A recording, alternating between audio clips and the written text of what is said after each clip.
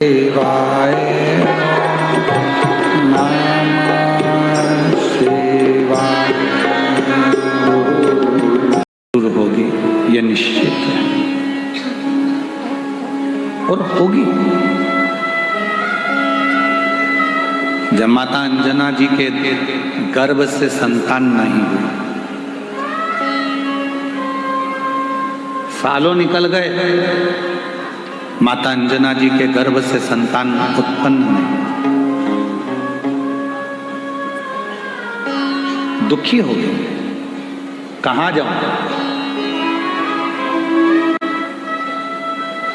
किससे कहूं कि मुझे औलाद नहीं हो रही है, मुझे संतान नहीं हो रही।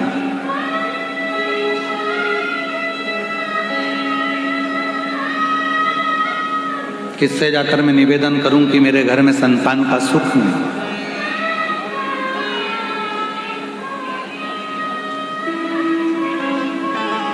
और केवल एक नारी होती है जिसको बहुत सुनना पड़ता है। संतान नहीं होती है तो लोग पुरुष को नहीं कहते हैं कि तुम्हारी औलाद नहीं हो रही है। संतान नहीं होती है तो लोग स्त्री को कहते हैं कि इसको औलाद नहीं हो रही है, संतान नहीं हो रही है, ये गर्भ से नहीं है, इसकी औलाद नहीं हो रही है, संतान नहीं हो रही है। अपशब्द भी अगर कहे जाते हैं तो केवल स्त्री को कहे जाते हैं।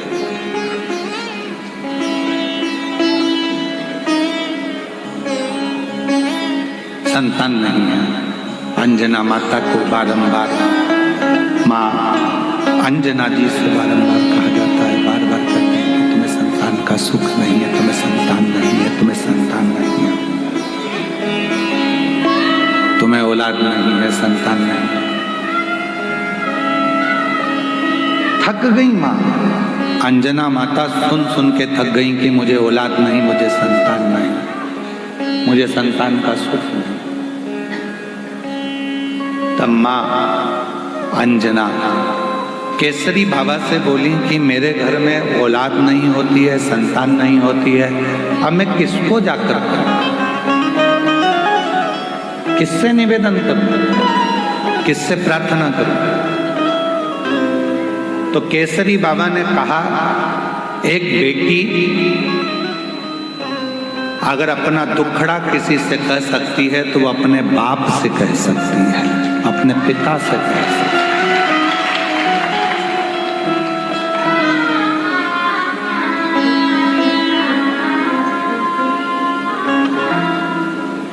दो पिता हैं, एक ने जन्म दिया और दूसरे ने पालन किया। एक पिता अपना पिता, दूसरा वो परम पिता,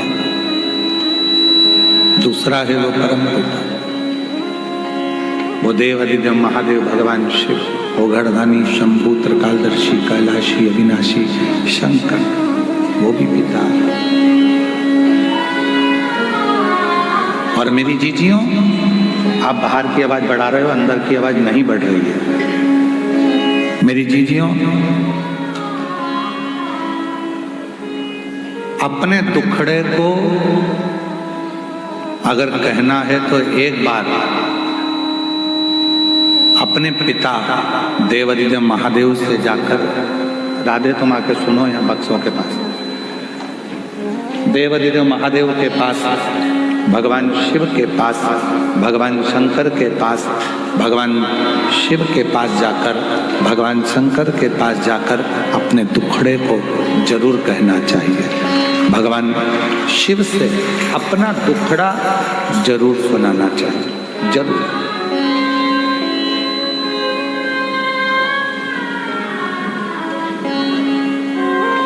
और मेरी टूटे ना भजन की लड़ी, भोले जी में तो कब से टूटे ना, भोले जी में तो कब से। अपने जब शिव शिव से जाकर कहोगे तो शिव स्वीकार करेगा। पिता से कहो। अंजना माता ने जैसे ही सुना कि मुझे अपने पिता से जाकर कहना है, अपने बाबुल से जाकर कहना है, अपने पिता से कहना है, तो अंजना माता गौतम बाबा के पास पहुंच गई और गौतम बाबा के पास जाकर माता अंजना ने निवेदन किया। पिताजी बोले, आज तू आ कैसे गई? तू तो कभी आती नहीं थी, समय नहीं मिलता था तेरे को, और तू आज आई है, क्या बात है, तेरे को कैसे आना हुआ? अंजना माता कहती हैं, पिताजी बहुत दिन से मन में एक दुख है, एक दुख है। रश्मि, हाँ? ये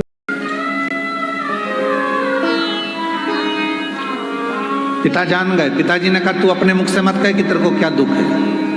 जब तू आई ना, मैं समझ गया हूं तेरा दुख क्या है। तेरी गोदी में लाल नहीं है, संतान नहीं है, यही दुख है ना। पिता परमात्मा दोनों एक ऐसे होते हैं जो बेटी का चेहरा देखकर पहचान जाते हैं कि इसको तकलीफ क्या चल रही है, इसको दुख क्या चल रहा है, इसको कष्ट क्या है, इसको तकलीफ क्या है।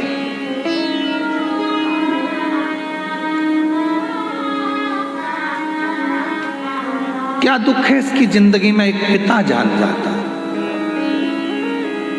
लोग कहते हैं कि बेटी की विदाई में सबसे ज्यादा मां रोती है, पर शिव महापुराण की कथा कहती है कि बेटी की विदाई में जितना बाप रोता है उससे ज्यादा दुनिया में कोई नहीं रोता, कोई नहीं। बेटी की विदाई में जितना रोता है वो बाप रोता है, बेटी की विदाई में जितना रोता है वो पिता रोता है।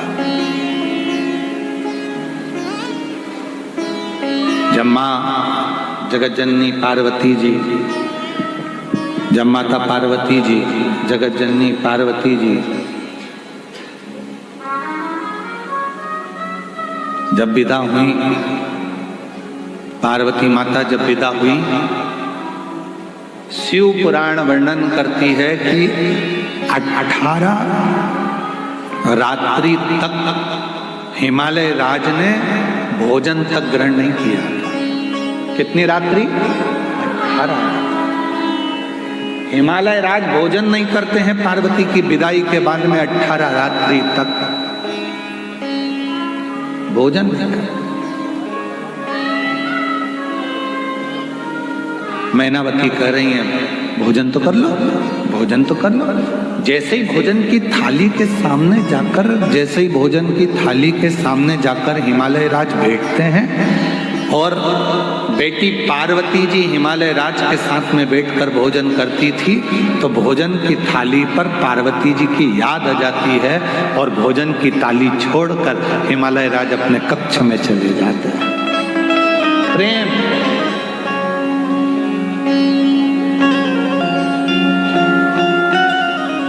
स्नेह, वात्सल्यता, करुणता चले गए। 18 रात्रि निकल गई, हिमालय राज ने भोजन नहीं किया।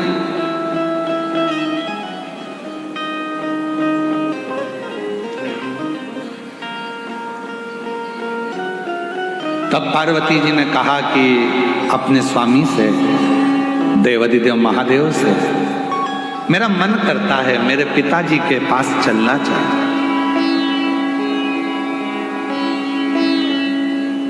मेरे पिता के घर चलना चाहिए।